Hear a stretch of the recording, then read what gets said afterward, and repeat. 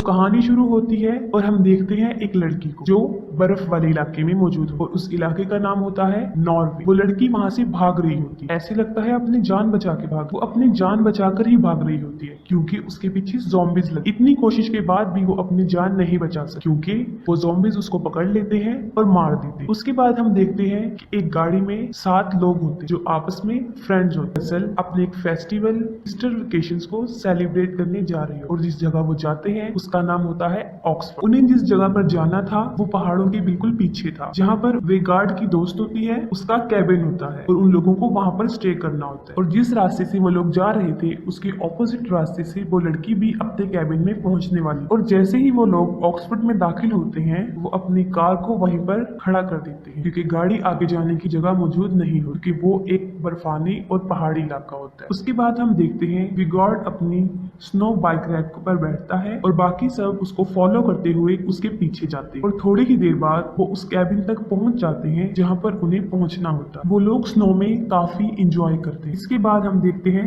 कि रात हो जाती है। लिव घर में जा रही होती है लेकिन वो देखती है कि वहां पर कोई मौजूद है। वो काफी डर जाती है और भागते हुए उस कैबिन में आती है और अपने सब फ्रेंड्स को बताती है कि उसने वहां पर कुछ देखा है। वो लोग उसकी बात सुनकर फौरन उठ खड़े होते हैं और देखने जाते हैं कि वहां पर कौन है। और जैसे ही वो वहां पर पहुंचते हैं उन्हें कुछ दिखाई नहीं देता। इसके बाद फौरन ही वहां पर एक आदमी आ जाता है और वो उनसे कॉफी का एक कप मांगता है। कॉफी मांगने के बाद बड़ी अजीब हरकत करता है और थी कि वो कॉफी की बजाय उनकी बेल्स उठाकर पी जाता है। वो बिल्कुल ऐसे ही ट्रीट कर रहा था कि जैसे वो उसका घर है और वो लोग उसे काफी अरसे से जानते हैं। इसके बाद वो आदमी उस जगह की डार्क पास्ट के बारे में बताना शुरू करता है। वो बताता है कि जब सेकेंड वर्ल्ड वार पेश आई थी तो कुछ नॉजिस ने उस जगह पर कब्जा कर लिया था। उस वक्त उस जगह का जो इंचार्ज था वो था कर्नल एंजो। तो नॉजिस लोगों ने 3 साल तक वहां पर मौजूद आम लोगों का जीना काफी मुश्किल किया, लेकिन उसके बाद उन्हें अपनी शिकस्त दिखाई देने लगी और जब उन्हें महसूस हुआ कि वो लोग हार जाएंगे तो वो लोग वहां से भाग गए और वहां के लोगों पर उन्होंने काफी मुश्किल हालात पैदा और वो लोग काफी गुस्से में थे। उन लोगों ने उनको पकड़कर मार डाला और उनकी जो सोल्जर्स थी वो भी वहां पर भाग गए। और इसके बाद उनका कैप्टन था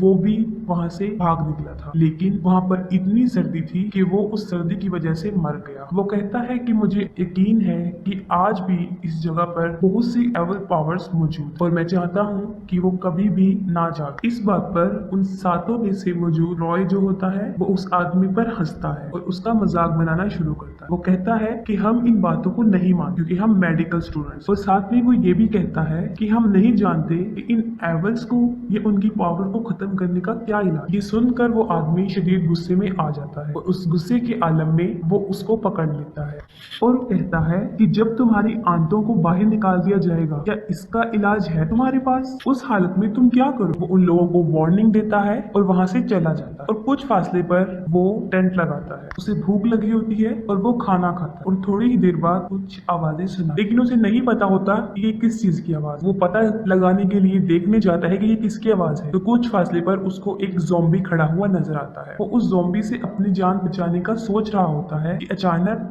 दूसरा ज़ॉम्बी उसके पास आता है और उसके गले को काट दिया जाता है, लेकिन फिर भी कोशिश करके हिम्मत करके वो उस ज़ॉम्बी से अपने आप को छुड़ाता है और फौरन अपने टेंट में चला जाता है। लेकिन उसके साथ ज़ॉम्बी भी चला जाता है और वो उसको वहीं पर मार डालता है। उस आदमी की बातों का विगार्ड पर काफी असर हुआ था और उसको अपनी दोस्त सारा की बहुत फिक्र हो रही और वो ये फैसला करता है कि वो सारा को ढूंढ कर लाएगा। और वो अपने दोस्तों को कहता है कि मैं जा रहा हूँ और अगर मैं कल तक वापस ना आया तो हमारी कार जो खड़ी है वो उसके पास जाएं और वहां से हेल्प ले सकते हैं। इसके बाद विगार्ड वहां से चला जाता है और जैसे ही वो वहां से चला जाता है वो सब लोग फिर अपनी इंजॉयमेंट में लग जाते हैं क्योंकि कोई भी उस आदमी की बात को सीरियस नहीं ले रहा था। और दूसरी तरफ विगार्ड सारा को ढूंढ रहा होता है और ढूंढते ढूंढते वो उसी आदमी के टेंट के पास पहुंच जाता है। वो वहां पर रुकता है, उसके टेंट के अंदर जाता है और देखता है कि वही आदमी वहां पर मरा हुआ है, जिसको बहुत बेरहमी से मारा गया और साथ ही उसको वहां पर फूड स्ट्रक्चर मिलते, पाँव के निशान जिसके अंदर काफी खून पड़ा होता है। वो कहाँ जा रहे थे उसे नहीं पता था, लेकिन वो पाँव के निशान काफी ज्यादा थे, इसीलिए वो उनका पीछा करता हुआ चला जाता है। उसका पाँव एक गड्ढे में फंस जाता है और वो वहाँ पर गिर जाता है। और साथ ही दूसरी तरफ सब लोग कैबिन में मौजूद होते और अचानक उनकी नजर एक बॉक्स पर पड़ती। वो लोग उस बॉक्स को खोलते हैं और खोलते ही वो सब काफी हैरान हो जाते। उस बॉक्स में क्या था? वो पूरा गोल्ड से भरा हुआ था। वो सोना वहाँ पर कहाँ से आया था? उनके जहन में फौरन वही बात आई थी नॉजिस पर, ये वही सोना था जो वो नॉजिस चोरी करके भाग रहे थे। लेकिन इस पर मार्टिन कहता है कि नहीं, तुम गलत सोच रहे। इसके बाद आयरलैंड घर में दाखिल होता और उसके पीछे पीछे क्रिस्बी भी उसके साथ चली जाती। उसके बाद आयरलैंड तो वापस आ जाता है लेकिन क्रिस्ट वापस नहीं आती। वो कहाँ गई होती? क्योंकि वो अभी तक आउट हाउस में ही थी। वो वहाँ पर इसलिए होती है कि उसे महसूस हो रहा होता है कि शायद आयरलैंड उसके साथ कोई मजाक कर रहा होता है, क्योंकि उसे ऐसा महसूस होता है कि उसे बाहर से कोई देख रहा है। अभी वो ये सोच ही रही होती है कि अचानक से एक ज़ॉम्बी उस पर अटैक कर देता है। वो काफी चीखती चिल्लाती है और अपनी केबिन की तरफ भागती है। और जो लोग केबिन में मौजूद होते हैं उन्होंने काफी लाउड वॉल्यूम में म्यूजिक लगाया होता है, जिसकी वजह से क्रिस्ट की आवाजें उन तक नहीं पहुंच। लेकिन हैना सुन लेती है। वो फौरन म्यूजिक बंद करती है और देखती है कि ये किस चीज की आवाज। वो बाहर की तरफ देखती है। तभी क्रिस्ट को ज़ॉम्बी पकड़ लेता है और वो ज़ॉम्बी क्रिस्ट को अपने साथ पकड़कर ले जाता है। हैना काफी देर तक बाहर देखती रहती लेकिन उसको बाहर कुछ नजर नहीं आ रहा होता। वो सोचती है कि यहाँ पर जरूर कोई गड़बड़ है। वो कहती है कि मुझे कुछ ठीक नहीं लग रहा होता। वहाँ पर मौजूद उसके 3 दोस्त होते, वो उनको लेकर बाहर आती है ताकि वो क्रिस्ट को ढूंढ सके। वो चारों लोग मिलकर क्रिस्ट को ढूंढते हैं लेकिन क्रिस्ट उनको नहीं मिलती। उन्हें क्रिस्ट तो नहीं मिलती लेकिन वहाँ पर एक बैग मौजूद होता जो कि सारा का होता है। इसका वो कैबिन था। अब उन लोगों को उस जगह के बारे में डाउट होने लगा और वो लोग उस जगह को अच्छा नहीं समझ। और हैना मुसलसल बाहर देखती है। हैना बाहर देख रही होती है कि अचानक वो देखती है कि वहाँ पर क्रिस्ट आ गई। इसको देखकर वो काफी मुतमईन हो जाती। क्रिस्ट को थोड़ी देर देखने के बाद वो देखती है कि वो सिर्फ क्रिस्ट का सर था। वो काफी डर जाती है और डर जाने की वजह से वो जोर से चिल्लाने लगती। लिव फौरन भाग कर आती। वो देखती है कि हैना क्यों चिल्ला। ये देखते हुए वो भी बाहर को देखती है लेकिन उसको बाहर कुछ भी दिखाई नहीं दे रहा होता। लिव बाहर देखती है तो साथ ही एक ज़ॉम्बी उसके बालों को मजबूती से पकड़ लेता है। वो काफी चीखती चिल्लाती है। सब लोग उसकी मदद के लिए आते हैं और बड़ी मुश्किल से वो ज़ॉम्बी से उसके बालों को छुड़ाते हैं और फौरन दरवाजे को बंद करते हैं। वो ज़ॉम्बीज इतने ताकतवर थे और इतने ज्यादा थे तादाद में कि वो चारों तरफ से अंदर आने की कोशिश कर रहे। देखते हुए हैना एक ज़ॉम्बी का हाथ काट देती। इसी वक्त उनको पता चलता है कि ये नॉजी ज़ॉम्बीज हैं। आयरलैंड काफी डर जाता है और वो सब लोगों को कहता है कि वो सब अपना ख्याल रखें कि कहीं कोई ज़ॉम्बी उनको नुकसान ना पहुंचा। वो उन लोगों को मूवी का कोई ट्रिक बता रहा होता है कि जिससे उनकी जान बच सकती है। ठीक उसी वक्त एक ज़ॉम्बी आता है और उसके सर को पकड़ लेता है और 2 टुकड़ों में तकसीम कर देता है। और दूसरी तरफ हमें दिखाया जाता है कि विगार्ड जो कि गिर गया था बेहोशी के आलम में, अब उसे होश आ गया था और वो देखता है कि वो तो एक केव में फंसा हुआ है। वो वहां से एक लकड़ी उठाता है, उसको आग जलाता है ताकि रोशनी हो और वो दोबारा अंदर जाकर देखता है कि वो क्या है। तब उसे पता चलता है कि वो एक खुफिया रास्ता है और वहाँ पर काफी चीजें मौजूद होती, जैसे कि वहाँ पर उसको हथियार मिलते जो कि जर्मन की और उसके साथ काफी हेलमेट्स भी होते हैं। वो हेलमेट्स को देख रहा होता है कि वो देखता है कि उन हेलमेट्स के साथ सारा का सर भी पड़ा हुआ है वहाँ पर, जिससे ये जाहिर होता है कि सारा मर चुका। ये सब देखने के बाद वो उस टनल से बाहर आता है और जैसे ही वो बाहर आता है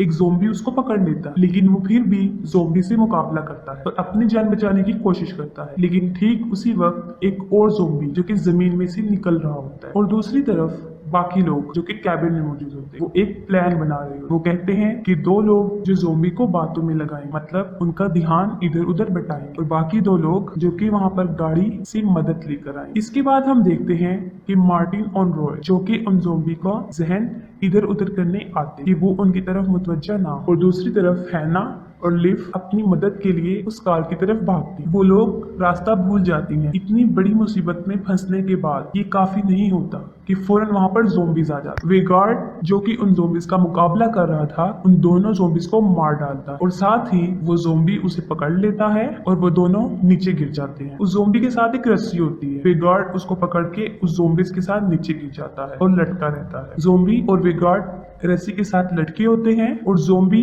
विगार्ड की गर्दन पर काट लेता है, लेकिन वो फिर भी अपनी जान बचा लेता है और वहां से ज़ॉम्बी को नीचे फेंक देता है और रस्सी को ऊपर की तरफ खींचते हुए अपनी जान बचाने की कोशिश करता है। और दूसरी तरफ हैना और लिव जो कि अपनी मदद को गई, वो भी ज़ॉम्बीज का मुकाबला कर रही होती हैं, लेकिन लिव उनका मुकाबला नहीं कर सकती और ज़ॉम्बीज उसे पकड़ लेते हैं और चीर फाड़ करके उसको मार डालते। लेकिन मरने के साथ साथ वो एक इलेक्ट्रिक स्ट्रिक लेती है और उन सारे ज़ॉम्बीज को मार देती है। ये देखकर उन ज़ॉम्बीज का कैप्टन कर्नल हर्जब भी वहाँ पर आ जाता है। हैना उस जगह की टॉप पर खड़ी होती है। वो देखती है कि ये मदद कहाँ से ली जाए। जब उसे कुछ समझ नहीं आ रही होती तो वो बर्फ को ही तोड़ना शुरू कर देती है। बर्फ टूट जाती है और एक ज़ॉम्बी जो उसके पीछे पड़ा था वो उसके साथ नीचे गिर जाती है और अपनी जान बचा लेती है। उसकी जान तो बच जाती है लेकिन वो बेहोश हो जाती है और जब उसको होश आता है तो वो देखती है कि उसके ऊपर काफी बर्फ है, यानी वो बर्फ के नीचे दबी हुई है। वो अपने इर्द गिर्द देखती है तो वो देखती है कि एक ज़ॉम्बी भी है जो उसके साथ वहाँ पर दबा हुआ था, लेकिन वो जिंदा था। वो बगैर वक्त जाया किए उसको मार डालती है और वहाँ पर वे गार्ड जिसकी गर्दन काफी जख्मी थी वो खुद ही अपनी गर्दन को टांगों से जोड़ देता है। उसके बाद वो अपनी पिस्टल लेता है और अपनी स्नो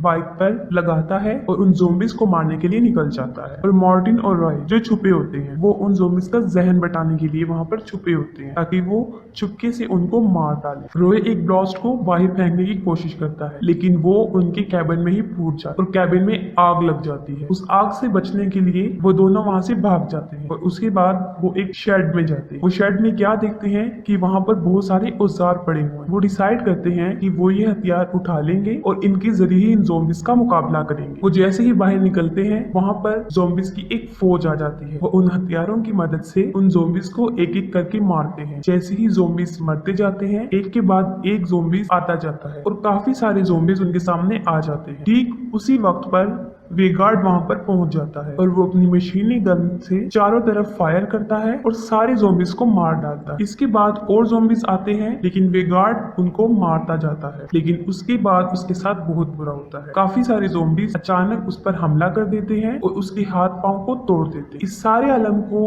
उसके दोनों दोस्त भी देख रहे हैं और मार्टिन काफी गुस्से में आ जाता है और गुस्से में वो उन ज़ॉम्बीज को अंधाधुंध मारना शुरू कर देता है। जब वो ज़ॉम्बीज को मार रहा होता है तो ठीक है ना उसी वक्त पर वहां पर पहुंच जाती है और वो भी गार्ड के पीछे खड़ी होती है। वो समझता है कि वो भी एक ज़ॉम्बी है और वो फौरन उस पर भी अटैक कर देता है और उसकी गर्दन पर कुल्हाड़ा मार देता है। वो काफी जख्मी हो जाती है और वो मरना शुरू हो जाती है। मार्टिन जब ये देखता है तो वो काफी सैड हो जाता है, लेकिन ये वक्त उनकी अफसोस करने का नहीं था बल्कि जान बचाने का था, क्योंकि उसके सामने काफी सारे ज़ॉम्बीज की एक फौज खड़ी हुई। मार्टिन उनको मार रहा होता है। उन ज़ॉम्बीज में से एक ज़ॉम्बी उसके हाथ पर अटैक करता है और उसे मारता है। जब वो ज़ॉम्बी उसके हाथ पर काट रहा होता है तो उसको फौरन उस आदमी की बात याद आती है और वो फौरन कुल्हाड़ी लेकर अपने हाथ को काट देता है। हाथ को काटने के बाद वो काफी खुश दिखाई देता है कि वो इस बात पर खुश होता है कि अब वो भी उनकी तरह ज़ॉम्बी नहीं बनेगा। वो वहाँ खड़ा होता है और फौरन एक ज़ॉम्बी जमीन से निकलता है और उसको दांतों से मार डालता है, लेकिन फिर भी वो अपनी जान बचाने की कोशिश करता है। वो चीखता चिल्लाता रहता है, वो गुस्से में होता है और वो पाँव से उस ज़ॉम्बी को मारना शुरू कर देता है। वो सारे ज़ॉम्बीज को मार देता है, सिर्फ जो रह जाता है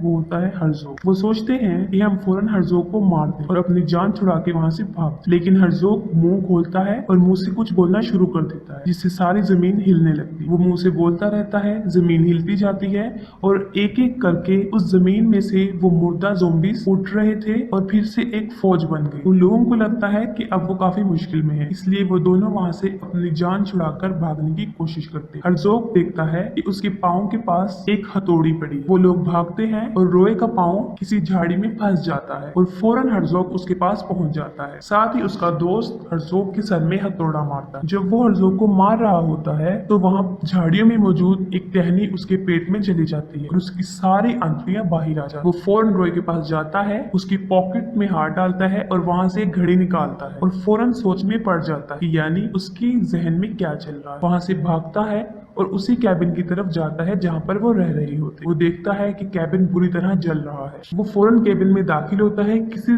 तरह वो उस खजाने को जिसमें गोल्ड था उस बॉक्स को उठाता है और इसके बाद वो उन ज़ॉम्बीज के कैप्टन को वो पकड़ा देता है, जिससे वो काफी पुरसुकून लगते हैं। इसके बाद मार्टिन अपनी जान छुड़ा के वहाँ से निकलता है और अपनी कार के पास आ जाता है और जैसे ही वो वहाँ पर पहुँचता है वो गाड़ी के अंदर बैठ जाता है और वो गाड़ी स्टार्ट कर रहा होता है कि फौरन उसकी जेब से वही वाला कॉइन जो हैना ने चोरी से डाला था नीचे गिर जाता है और फौरन उसके सामने हर्ज़ोग आ जाता है जो कि बुरी तरह चिल्ला रहा होता है और वो उसका शीशा तोड़ने की कोशिश करता है और इसके बाद मूवी द एंड।